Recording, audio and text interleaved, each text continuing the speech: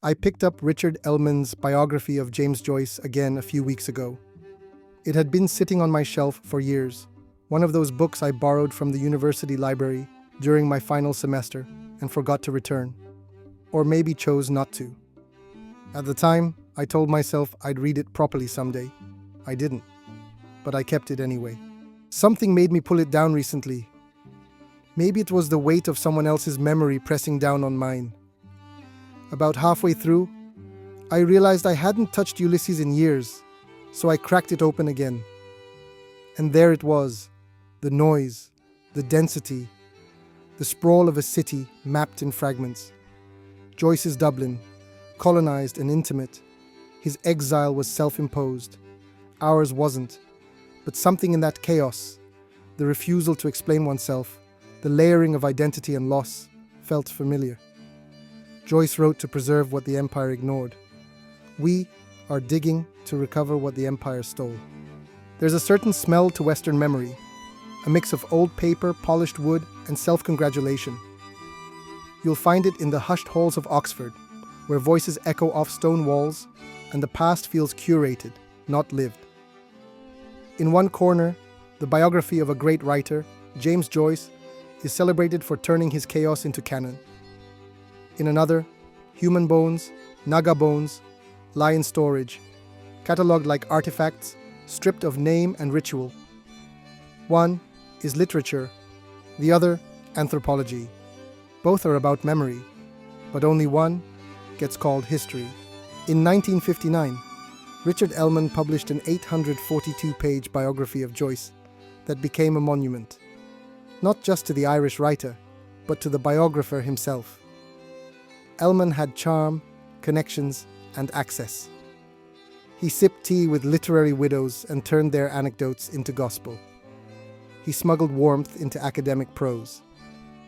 He embalmed Joyce in story, and in doing so, ensured that both their names would last.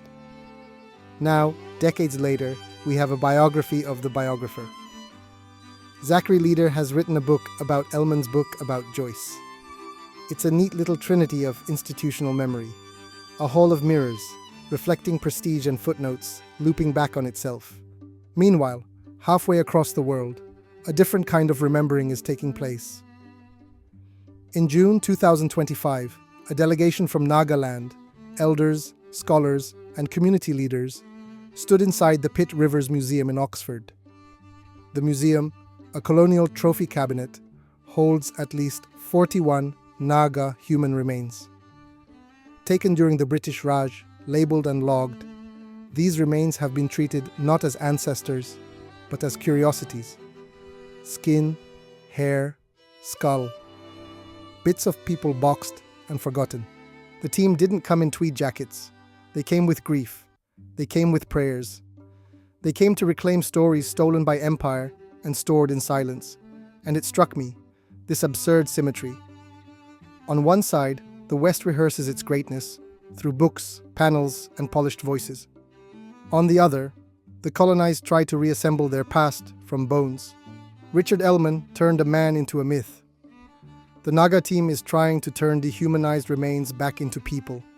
There's no ceremony for our dead unless we fight for it. No biography unless we beg for access. No canon unless someone lets us in. Legacy in the West is an inheritance. For the rest of us, it's a negotiation. In gift shops, you can probably buy a tote bag with Joyce's face on it. His legacy, printed and sold. But in the archives, wrapped in plastic and silence, are skulls that haven't seen home in over a century. This is what we mean when we talk about decolonization. Not theory, not academic conferences. Just the right to hold our dead without asking for permission.